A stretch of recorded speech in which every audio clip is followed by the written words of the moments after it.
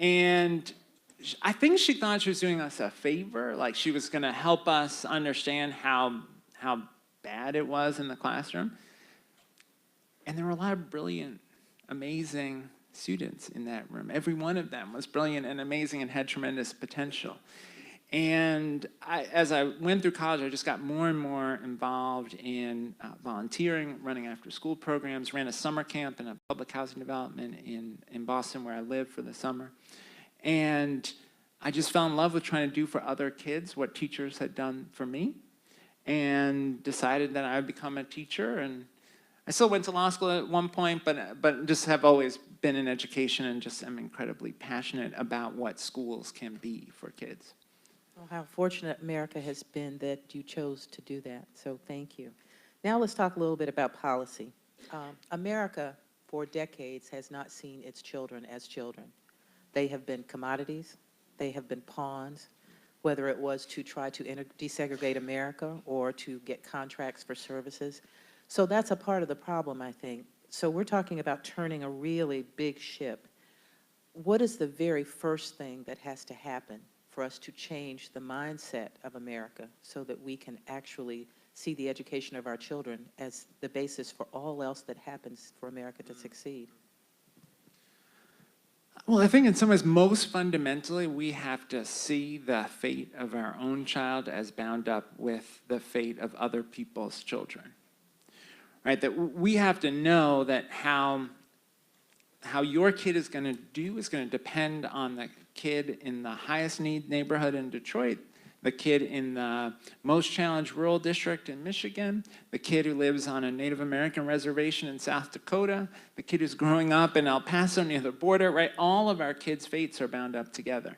And I think until we overcome that sense of belief in our fundamental interconnectedness, we're going to struggle. You know, I often say to folks, you are not going to be able to build walls high enough to separate the fate of your child from the fate of other people's children. I remember getting an award a few years ago, and one of the questions they asked was, your child goes to a private school. My child went to a school for the gifted. And we want to know why you don't support vouchers. Why don't you want, why do you want to spend your tax dollars? You know, why do you want to spend your tax dollars on other children?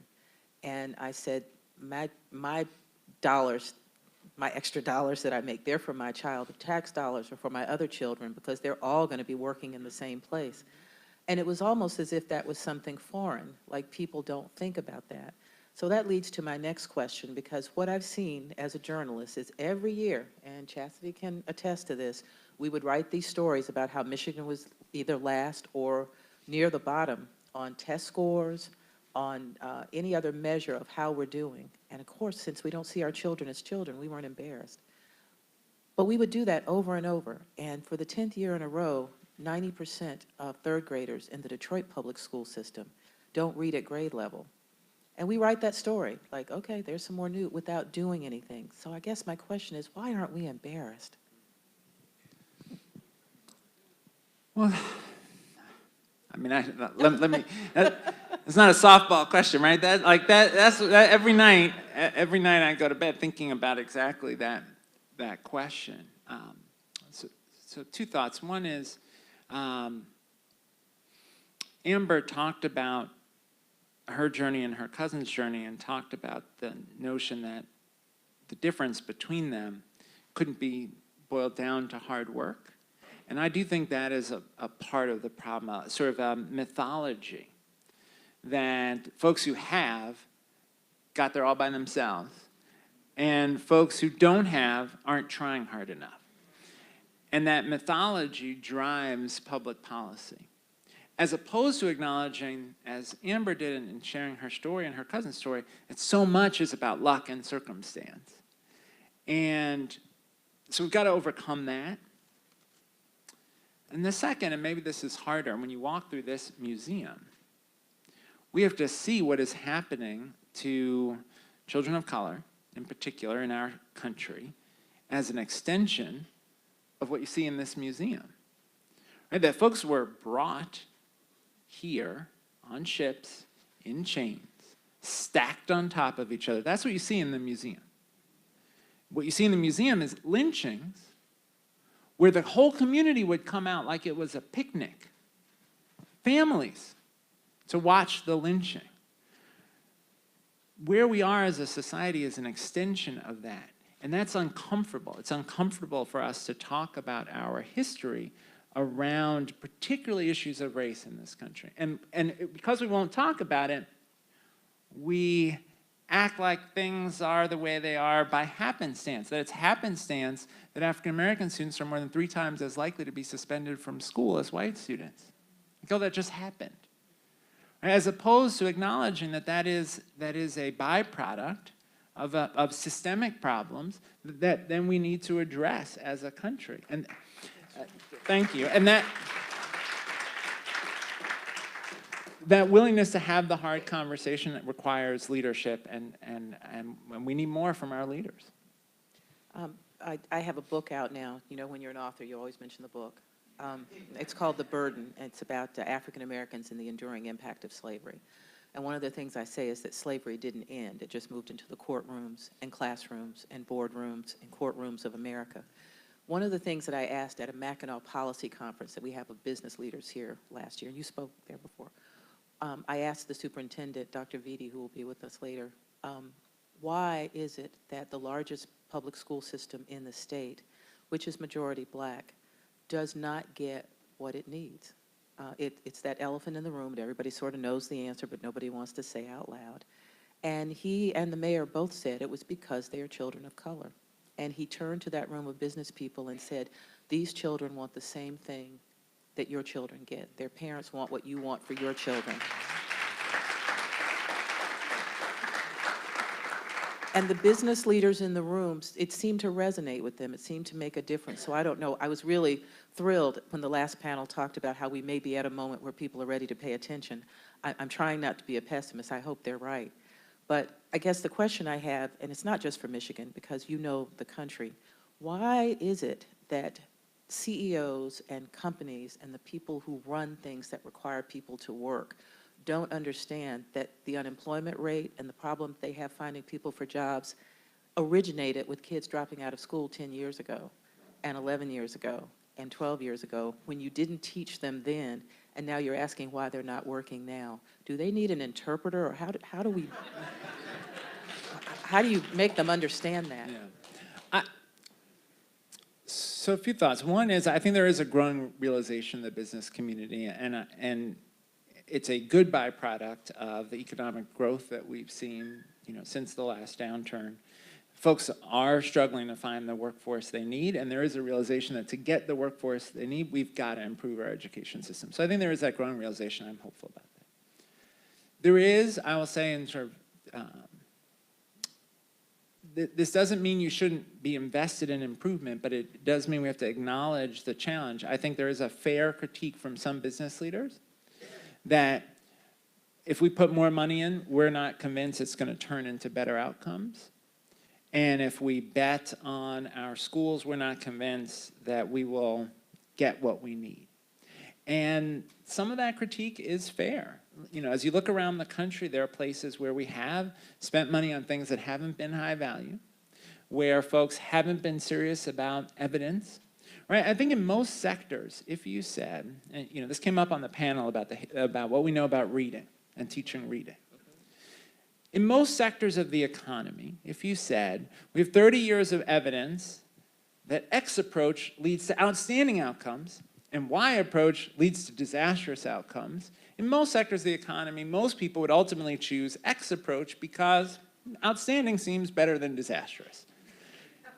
In the United States, with respect to reading instruction, we've done the opposite. Right? We don't use evidence-based practices. We don't use what we know works. Instead, we use different approaches that are faddish and sort of reflect, whatever recent article somebody's read without significant evidence. And then kids don't know how to read. So if I'm a business person, I look at that and I say, you want me to put more money into that?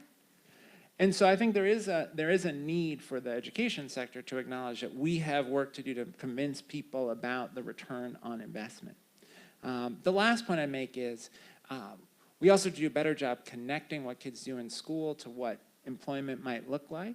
One of my favorite examples of recent vintage is a school in New York City called PreK, which is a partnership between IBM, City University of New York, and the New York City Department of Education. And the promise at PreK is when you graduate, you get high school diploma, associate's degree, first in line for a job at IBM. And when I was in New York, we replicated that around the state. We had more employer demand than we could fill and more demand from higher ed partners than we could fill. And kids are getting experiences in advanced manufacturing, health services, pharmaceuticals. And for kids, it's incredibly motivating because for a lot of kids in high school, they wonder, what does this have to do with anything I'm ever going to do? Probably no one in this room had that experience, but you'll be shocked to know there are kids who sit in high school and wonder about the relevance of what they're learning. But at PreK, kids are very clear because they see that path. One of the things that Dr. Curtis Ivory, who's the chancellor of the Wayne County Community College District, is fond of saying is that he runs the largest high school in Detroit because he gets all of the high school students who are not prepared for college and are coming and have to have a lot of remedial help. One of the things that the major universities has started doing, and I remember it started several years ago under a former lieutenant governor, was looking at the rise in cost of remedial education to get kids ready once they're actually on campus, those freshman reading centers and remedial centers. And yet we're still falling in community college education. So should there be more community colleges? Do we need a greater number of ways to help students who have come, while we're trying to fix the school system, kids are still coming out of the school system. Should there be more of a gap strategy to do something about that, even as we work on early education? Yeah. Yes, I mean, we ought to be investing more in community college. What you see in most states is the same kind of inequities in funding and higher ed that you see in K-12. So that the students who are most vulnerable, low-income students, working parents, veterans, students of color are disproportionately attending the higher ed institutions that get the least amount of money. And affluent students are attending the higher ed institutions that get the most. So in many states, their flagships, the per pupil is dramatically higher than the per pupil in community colleges. So we have to invest in the institutions. Two, we have to think about what are the support students need to complete. Part of it is academic, it's responding to remedial needs. Part of it is around counseling and advising, about course selection, about navigating life. Part of it is about, as I talked about in the speech, about costs outside of tuition. There's a program at City University of New York called ASAP, which provides a whole wraparound set of services, counseling, advising, guided pathways towards a career, transportation, a Metro card, which is like gold in New York City. And what they've shown, they can double community college completion rates at CUNY ASAP in a randomized controlled trial. Now that's been replicated in Ohio at several Ohio community colleges. They do gas cards instead of a Metro card, but same idea. And in Ohio, they're getting the same results, doubling of community college completion. So there has to be an investment both in the institutions, but then also an investment in completion for students. Because so many of those students you're talking about who start out in remedial education, they never finish. No, not at all. I was glad to hear you mention trauma a minute ago. I've been studying children in trauma for a Pulliam Fellowship, and people don't pay attention to how much trauma, whether it's minor trauma like your parents got divorced to major trauma, because 2 years ago, 1 in 14 children in Detroit were victims of crime. And then they have to go right to school, and people pretend like they're as ready to learn as someone who would know nothing about that. How much should we pay more attention to that? Is that something that should be not an unfunded mandate, but something that we treat as real? Yeah, there's a fantastic book by Dr. Nadine Burke-Harris about adverse childhood experiences, right? And so if a kid has had those traumatic experiences, losing a parent who's been incarcerated, abuse, it has a long-term physical impact on their health and well-being as well as an academic impact. We do need, I think, more attention to sort of wraparound supports, access to mental health services, access to school counselors, as I talked about, access to better health care. And some of it is so obvious. And it's what we do for our affluent kids, right? And the challenge is that because we concentrate our poorest, most vulnerable kids in a subset of schools, you have schools that become overwhelmed by kids who've experienced trauma, and it's overwhelming for the teachers, the principals, and for the students. So we need a much smarter approach, and an approach that is intersectional, that integrates health and education and mental health. Absolutely. And a final, very quick question as we wrap up. Why don't we pay teachers what they deserve?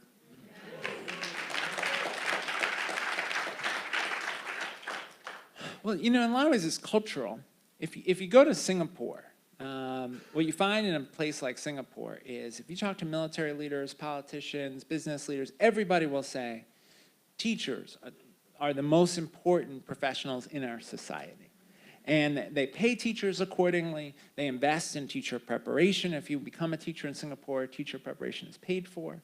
Right? They invest in career ladders where teachers have leadership opportunities throughout their career. They think about teachers as central to the long-term health and well-being of Singapore. We don't have that mindset in the United States. We should. And so we need to reorient as a culture how we think about the teaching profession. And it's one of the reasons I talk about my experience, because I want folks to know the difference that teachers are making every day for kids. Thank you. Thank you so much. Please give John King a hand. Thank you.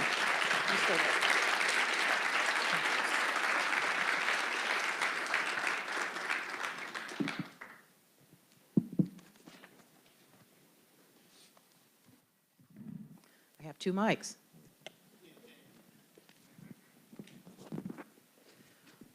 We are now going to keep the conversation going with our second panel, and I love the title of this panel, The Fierce Urgency of Now. I think about Dr. King all the time when I think about the things we aren't doing. So I would like to welcome Teresa Weatherall-Neal to the stage. She's worked for the Grand Rapids Public Schools for 42 years. Started out as a student worker as a teenager and has worked in numerous capacities throughout this district. And I'd also like to welcome Dr. Nikolai Vitti, Superintendent of the Detroit Public Schools Community District. In his first year, he is working with an elected school board to change, no, not change, but transform how our district works.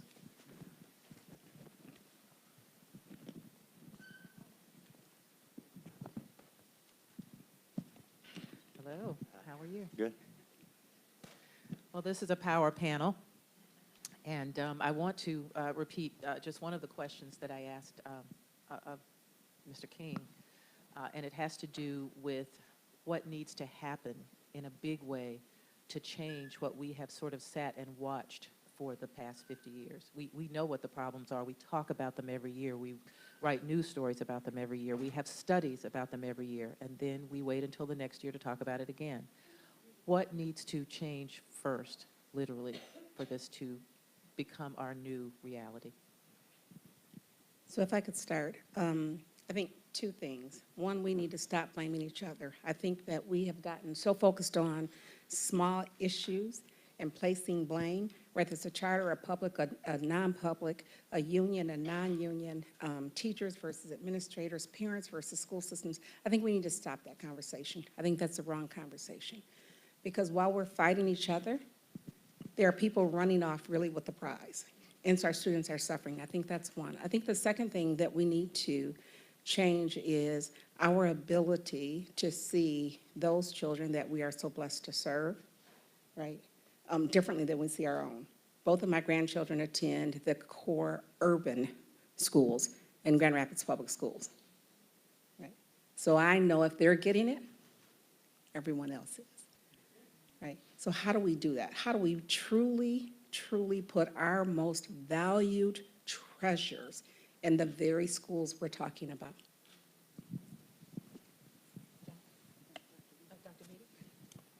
Thank you. It's great to be on this panel. I look forward to the conversation. I'll try not to repeat what was already said. I agree with the first comments. I would say resources matter. And you know, often you hear K-12 public educators talk about more resources, and then you see the rolling eyes of a legislature, commonly a Republican legislature, roll their eyes to that. And I'm not trying to be partisan, and I agree with your comments, but it does take funding to educate children. And it takes more funding to educate those children that enter the educational space with more challenges. And we just have to be realistic and confront that and say that. I think our educators do a lot to stretch a limited amount of dollars. And then when you have that pilot money, when you have that grant money, and you can see that investment and the impact it has on children, I always say to myself, whether I was superintendent, principal, teacher, imagine what that would look like scaled with the 10 children that are benefiting from that extra investment, those extra resources. So resources, but beyond that, it's something that I heard Dr. King say as I was walking in, which was you have to take the profession of teaching seriously as a country. The most important people that are having an impact on children every day in the K-12 space is the teacher in the classroom. That's the epicenter of reform, is the classroom. And we as a country devalue that profession. How do we do that? We don't make college free for those people who are willing to go into teaching. We don't allow ways of paying off college debt if you go into teaching. We don't inspire our most ambitious undergraduates to go into teaching based on the pay that they receive after teaching, and other professions are better paying. And then the conditions. We fit multiple students, too many students in one classroom that are below grade level. We don't provide the right kind of training, even the college experience. We don't allow for mentorship to happen in residency programs for teachers.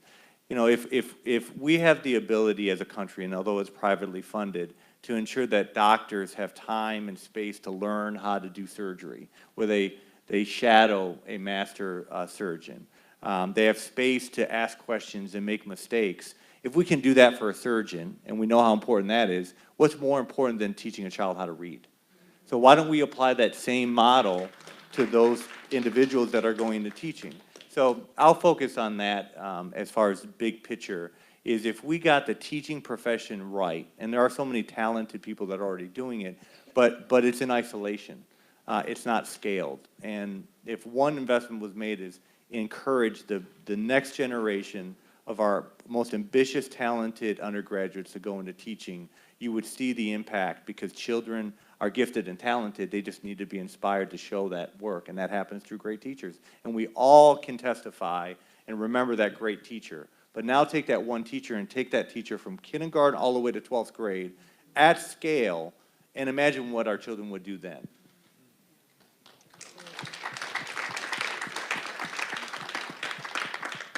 One of the things that we've spent a lot of time talking about, particularly over the past year, is equitable funding versus equality. There is no equality in any public school right now, so let's just focus on equitable funding. Should urban schools, just as a rule, get more resources and funding than other schools? This is not, you know, anything against suburbs or, you know, property taxes. It's just, if you know that you have more that's needed, then you know you need more resources. I mean, it's kind of a no-brainer. So why do we not talk about that as a reality? Well, I'd say two things. One is, I think, how we design school funding should be based, as you suggest, on need. We know low-income students need more. We ought to spend more on low-income kids. We know English learners need more support. We ought to be spending more for our English learners. We know that students with disabilities are going to need additional supports. We ought to be spending more. And if we think about it in that way, we will direct equitable resources. We will direct resources to those who need them the most. The second piece, and this is a harder thing for us to grapple with as a country, is that we choose, unlike most of our international competitors, we choose to organize our schools in a way that concentrates the kids with the greatest needs in a subset of schools. We actually don't have to be organized that way. We've made that choice, right? We've made that choice both around how we design school districts, how we design attendance zones for schools, and how we design housing policy. But what we know is that that means those schools are then awash in challenges, as opposed to if we had an approach where we tried to create schools that would draw a more racially and socioeconomically diverse population, where you wouldn't necessarily have schools that are so overwhelmed by those challenges, and you'd have the benefit for our civic culture of kids getting to interact positively with peers who are different from them. I'd like to add to that, because we'll say we've put more money in public education, right, than we have in years. It doesn't come from grant funds, right? We need to fix the formula because there is no one size fits all, right? We talk about teacher pay. You can't expect teachers to spend 9, 10 hours a day, right? And yet they are paid 20, 30% lower than teachers just 6, 7 miles in Kent County, right? And so how do we fix this so it's not just a Section 31A or not just a Title I or IDEA or whatever it is, but that you actually fix the base funding? And you have to do that by collaborating with our teachers union as well as the business office. Right, so it's a both and. We restructured in Grand Rapids Public Schools as part of our transformation plan. We restructured our teachers' pay with the union, right? And so they decided how to spend dollars. We have to open up the books and continue to fight. And there's also our School Finance Research Committee. We know for a fact that many of us in this room are working with, but we all need to join that. There is no one size fits all when it comes to funding, and we can't say that we'll fix that with a grant dollar because that's going to go away, right? Fix the base. Let's talk charter schools.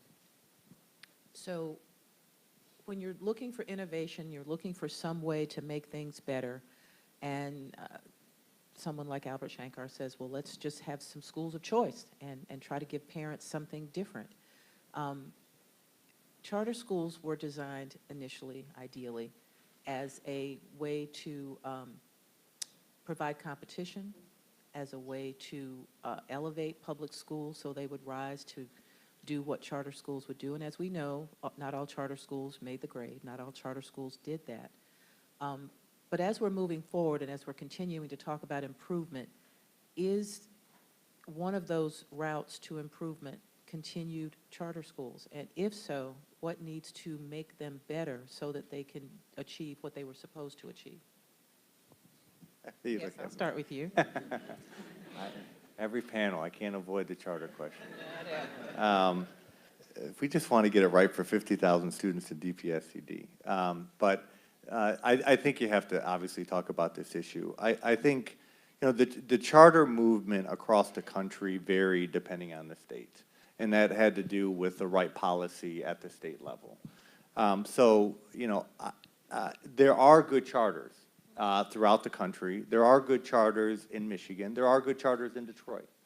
But to answer your question directly, I don't think the charter movement is the at-scale approach as far as the solution. And I think that has demonstrated itself nationally at individual states and specifically in Detroit. I think Detroit probably is what policymakers should use as the example of what not to do. It's a perfect case study. And so why is that? One, there was no regulation as far as quality. Anyone could essentially create a charter school. Two, you destabilize the traditional public school system through emergency management, where leaders were appointed that did not have an educational background, no track record of success or a record of reform, so that destabilized the system.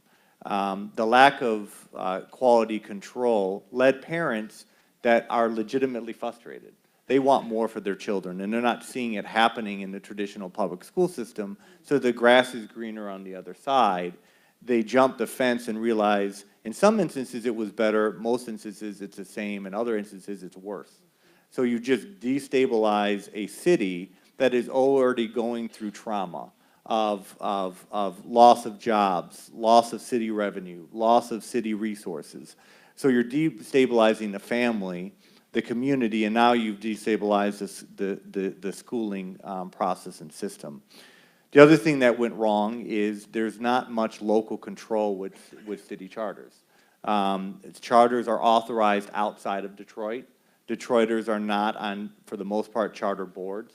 So there's really no local accountability. I think what I've learned more than anything else coming in to the system after emergency management is that without a level of local control, so people that are elected by the people, there's a lack of responsiveness and accountability and a lack of ownership of the reform, and that happened in the district, but it also happened in charters. So moving forward, in my opinion, there's a space for charters because they're here, children are there, parents have bought in.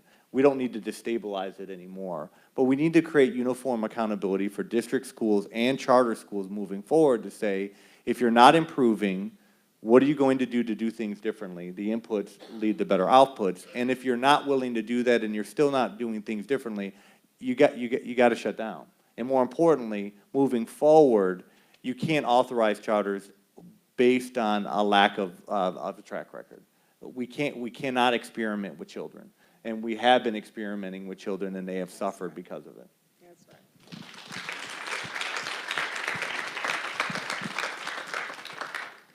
So I absolutely agree, and I think I agree totally. The answer is not to now try to undo what we've done. I think we need to learn, right?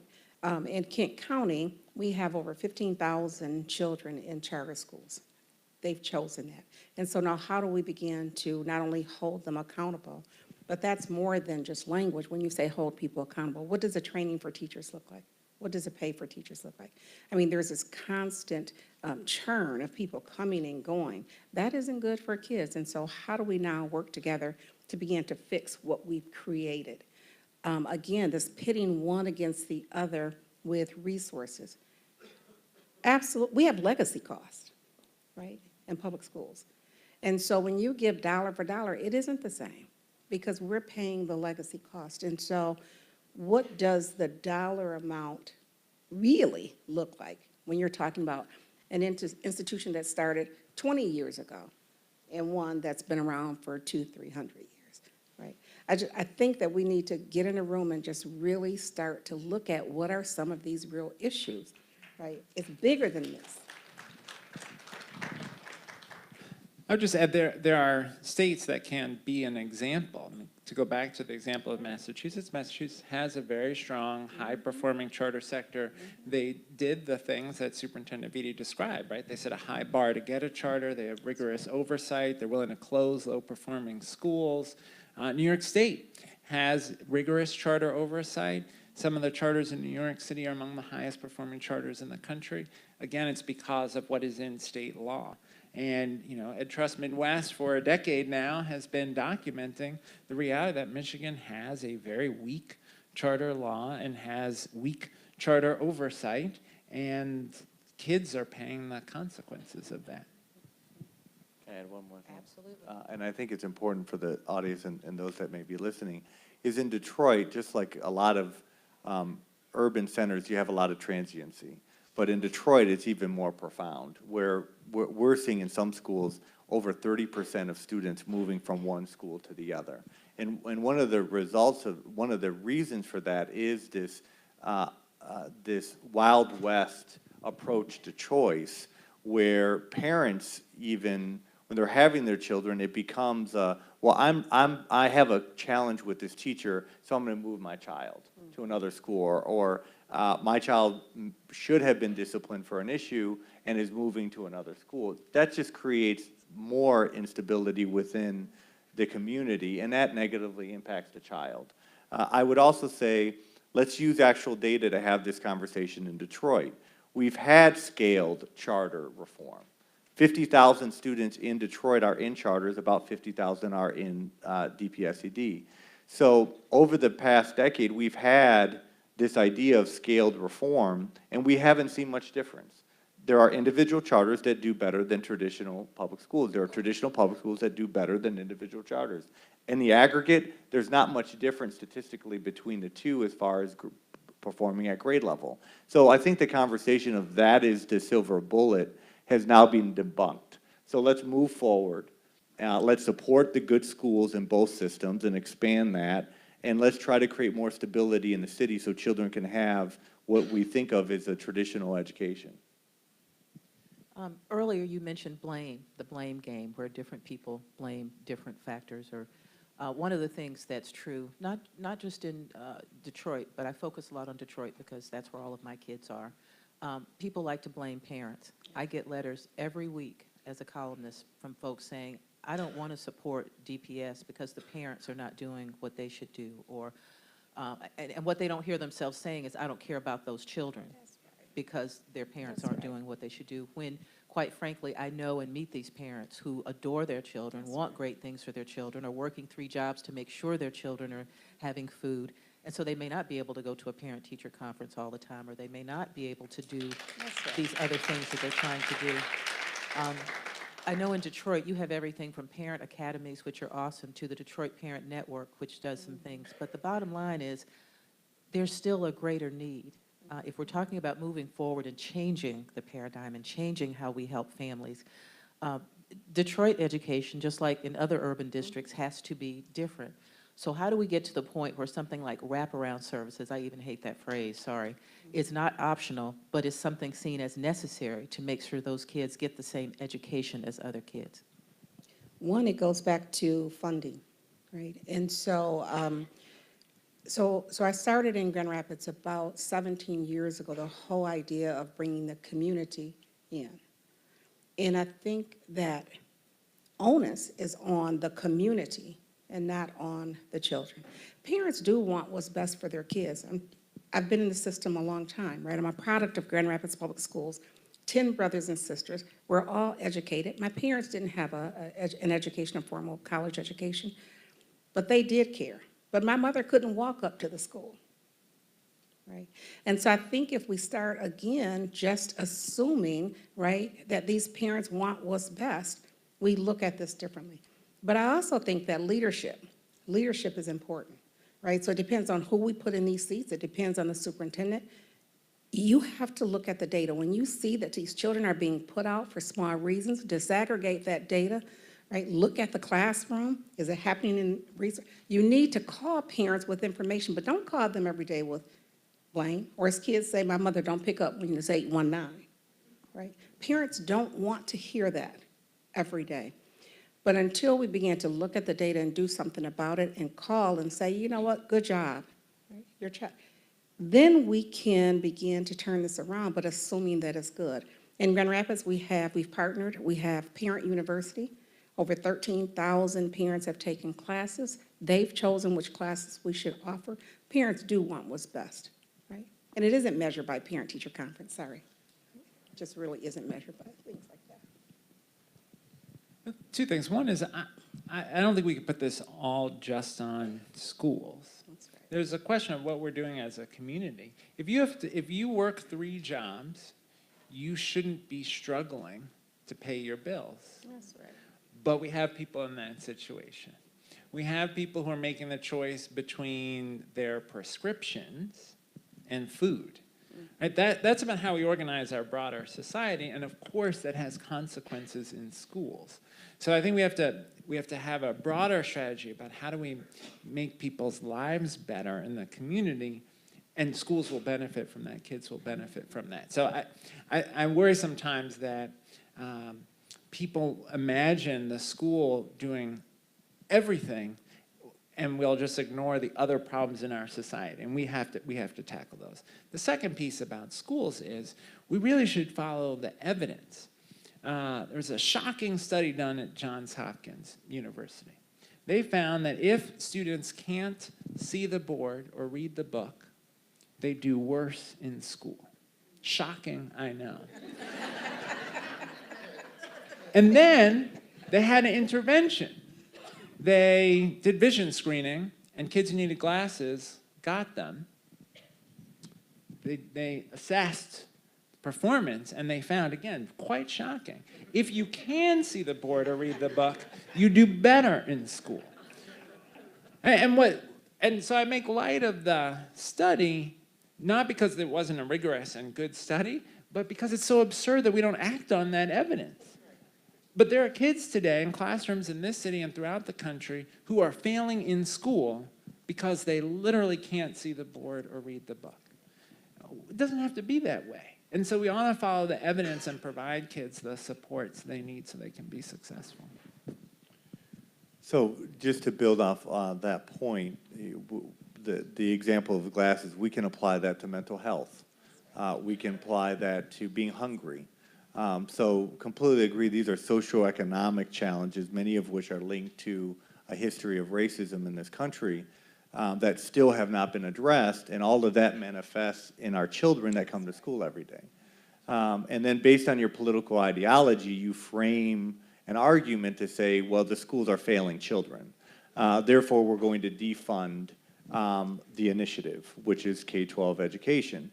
And then we have that conversation. And then what's happening in this country is it's as if the village is all going to this well, and the well has very little water. And the village is the country in general. And then we all become territorial about who gets the water, when, or how much. So if with a little bit of water, well, the suburbs need to get this, and well, the urban schools need to get this, the rural districts need to get this. And what's happening right now in this country, especially nationally, is this divide. And the historical differences that existed are coming more to light, and people are indifferent about now saying it out loud even though they thought it. But I go back to the letters that people write, and I see the same thing, but there's just a deep level, and I'm unapologetic in saying this, is ignorance. There's an ignorance with not knowing what it's like to be poor. It's an ignorance to not knowing what it's like to be trying to carry 3 jobs. So when people say parents don't care or that mother doesn't care, just for 1 second, please, go to that person's house, see it. Know what it's like to be stressed about getting from job to job, not having a car, feeling your house is the power is going to be turned off in your house, that your child is sick, you can't go to the doctor. We can go on, and then tell me that the parent doesn't care. Because sometimes the parent's care is getting the child up and going to school. And we're even challenged in that space. So that isn't a Herculean effort to just say, you're going to go to school every day. And that the child is even focused somewhat on school, considering everything else is going on. So there's just a profound ignorance when we say parents don't care about their child's education. There's just an ignorance in not understanding the reality that parents face. And then there's an ideological justification that goes along with why we don't fund, why we don't support, because you have to justify the fact that you're neglecting a generation of children. Thank you. Thank you, thank you, thank you. The great shame for some districts is that there are amazing innovations that are happening in education. There are all types of things, everything from robotics to classroom techniques, just all kinds of stuff. I somehow keep feeling, particularly here in Michigan, that we're missing out on some of those things because we're always so busy playing catch up, whether we're trying to catch up on reading or whether we're trying to catch up on standards. When I got here 18 years ago, we didn't even really have high school graduation standards. 75% of Michigan residents didn't think that a college degree was necessary for life. So there have been great change. Those things are different now, thank God. But we seem to be missing out on some of those things because we're here while some other districts are here. Name one innovative thing that you think would be awesome that all school districts should be doing, that as we're moving forward, even as we're trying to catch up and even as we're trying to provide those other services that should be necessary and that we ought to make necessary for kids, that we ought to be doing, that this is just something that should be standard, that this is what we ought to be doing in public schools for all children. Wow, that's a huge question. And I think what I would like to see is, instead of gifted and talented schools or programs, let every school be a gifted and talented. And if we taught as such and trained teachers, whether it's IB standards or whatever that is, I think we get a different outcome, right? What we found we were doing in Grand Rapids is we mailed home to say your child should be in AP class or whatever. Well, once we peeled the data back and started looking at it, people weren't responding. We took that as you didn't want AP, when that wasn't the deal, right? If you schedule the class, put the students in, give them the support, amazing, right? 40% of our kids in our city middle high, which is ranked 82 or 83 in the country, with the highest test scores, right? Once we removed the teacher recommendation. We removed the names of the kids, and we just said, let's just go based on test scores, right? And that was an initiative that I did years ago, but received pushback. Guess what? Those kids are doing fine now, right? All of a sudden, they're doing fine. You just remove the name, right, and go based on test scores. And 40% of those children are poor. And they're doing great.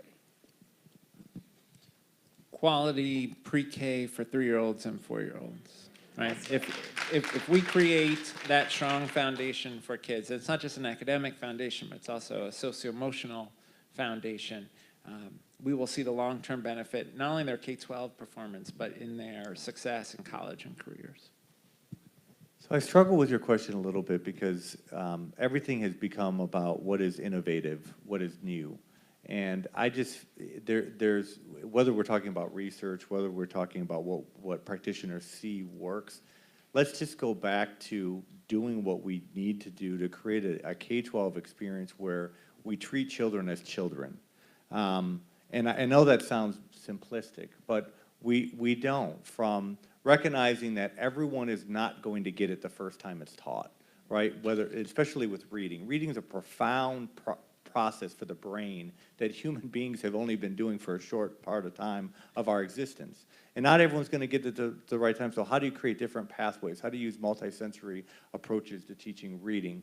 Beyond that, so back to my earlier question about supporting the preparation of teachers. So the Marygrove initiative was launched here, and I think that's something innovative, but in many ways it just goes back to how we should be supporting teachers, which is you take a master teacher, a veteran teacher that's seasoned, experienced, and wants to grow beyond the classroom but doesn't want to be an administrator. You take undergraduates that are learning to become teachers, you match them, and you allow that undergraduate to learn under the tutelage of that master teacher. So they have a whole year to learn, to grow, to make mistakes, to ask questions.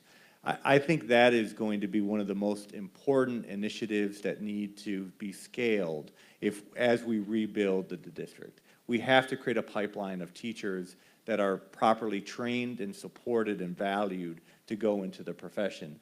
Not necessarily innovative, something that we used to do that we lost sight of. And I'd like to go back to that. And the last point about innovation is truly teaching new teachers how to teach children how to read. And most importantly, ensuring that every elementary teacher, especially, is trained in Orton Gillingham, which is multi-sensory approach to literacy. Because children need to use not sound and sight, but also tactile kinesthetics to learning how to read, to get all the neurons moving and connected, which doesn't always happen for all children, especially those with special needs. And so those are just some simple things, but let's just go back to what we know works. Last point, because I want to get it in. Why is it that educators always say we need more funding and more resources, but non-educators don't? And I just have to say this out loud, and I don't wonder, it's because you see the need and potential of children. So you're working with them every day, you see their beauty, you see their challenges, and you say, man, imagine if I could have this or that to fill these gaps. It's the non-educators that tend to say, we don't need that funding, because they don't see the potential and the outcome and then the results that happen with the right support. Yeah. Please. Three little things for our listeners and viewers. If you could just quickly talk about the Marygrove experiment. You mentioned that, so for somebody who may not know what that is, in a sentence. So Marygrove has been a staple in the Detroit community. It has struggled with enrollment at the undergraduate level. So DPSCD has partnered with Kresge mainly to restore the campus, if you will, educationally by connecting it to the school system. So we are launching a new high school, which will eventually become a K-12, on the Marygrove campus. So students would be able to go to the school on the campus. It creates that college-going experience. But more importantly, we're partnering also with the University of Michigan so that undergraduate students and even master students can learn how to teach at Marygrove with a master teacher. And those teachers, after their experience, will go into other DPSCD schools, and we're hoping to replicate and scale that throughout the district so that we can recruit and train teachers the way we should in order to give children what they need every day. Yes, that's a wonderful. I want to go back to innovation a minute, because sometimes people hear innovation and they think new. So when I was talking about innovation, it doesn't necessarily have to be something new. For instance, is it still true that in the state of Michigan, children do not have to attend kindergarten? That's a yes or no question. Right, it really is around age, right? And so it's six years old. But if I could just piggyback what you said, we're doing the same thing in Grand Rapids Public Schools, and we have been with universities, right? And our schools have become the lab. We're using summer school, we're doing, partnering with about 4 different universities, and I think that is the answer. But it's also compensating those teachers that are willing to allow people to come in to train under them, right? And so how do you give them extra money, right? Extra resources, which is what we're doing. They should be getting their first bonus check, right, on the 24th, because I think it's important. You're taking this on, right? They're our biggest cheerleaders. And so how do we compensate these teachers that are willing to take either student teachers on in their classrooms or teacher aides in the PreK program? So again, it comes back around to resources. But children do have to go to school, right? You can go beyond kindergarten, but it's the age of 6. It's the age more so than the grade. So let me ask the question the right way. You have to start attending school at age 6. But that means there are 4- and 5-year-olds who could be in kindergarten, who are not in kindergarten, who are walking into a school for the first time at age 6. I think that is really important, and that's where pre-K, we know the return on investment, right? In Kent County, we passed the millage so that all of our pre-K students, our young kids, can go to school. We have to continue to push that. We have to educate parents. We have to educate grandmothers and community members, because it does start at age 4, 3, 4, and 5, but we also have to connect with childcare. A lot of our kids go to grandma, to auntie, to someone in the community, right? We know those are crucial years, and so how do we start that before they even walk into the school at the age of 4? Universal preschool is the answer, part of the answer. Well, see, I would think that would be innovative, that once a child starts school at 3, they must continue going to school until they graduate. That is. So while that's not new, that's what we used to do. So That's right. I want to talk a little bit more, because again, we're talking about the future, and we're talking about what has to happen. I'll go back to a question, again, one that I asked Mr. King.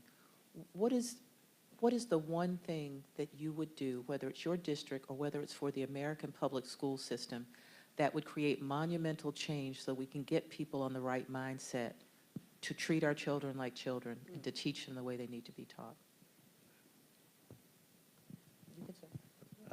So in the Detroit context, I think facilities send a message to children.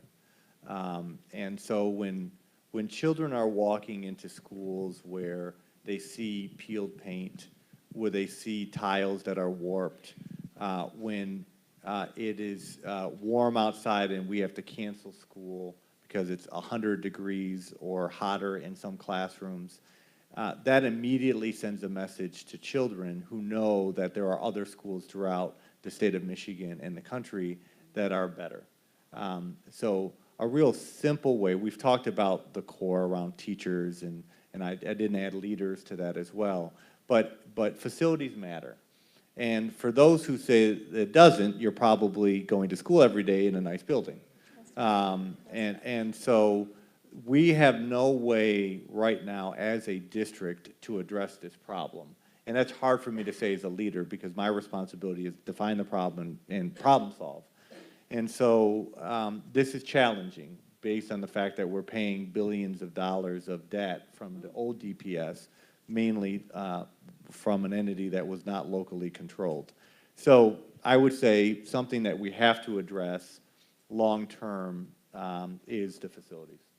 Very quickly, did you want to add anything? So for us, we did pass a bond, $175 million for that, but we didn't have the legacy costs to take care of that. And so we are able to build new buildings now and renovate. And I agree, I think that's extremely important. But I also think it comes down to the hiring practices and pay. So the teacher, the principal, the superintendent, and others in the system. I think it's getting the right people, supporting them with professional development, but then moving on people that shouldn't be there. Yeah. Right? I think it's a both and. Absolutely. You know, I would say, this maybe to end on a hopeful note, I think that Michigan is well positioned for a grand bargain like the Massachusetts grand bargain that is about more dollars equitably distributed so that they're getting to the highest need students, and a thoughtful approach to accountability and investments in teacher preparation, teacher support, improving the teaching of reading, improving service to English learners. I think this is a moment where the new leadership in Lansing could come together around that kind of grand bargain, and it could be truly transformative. Well, I do have hope, and I also have my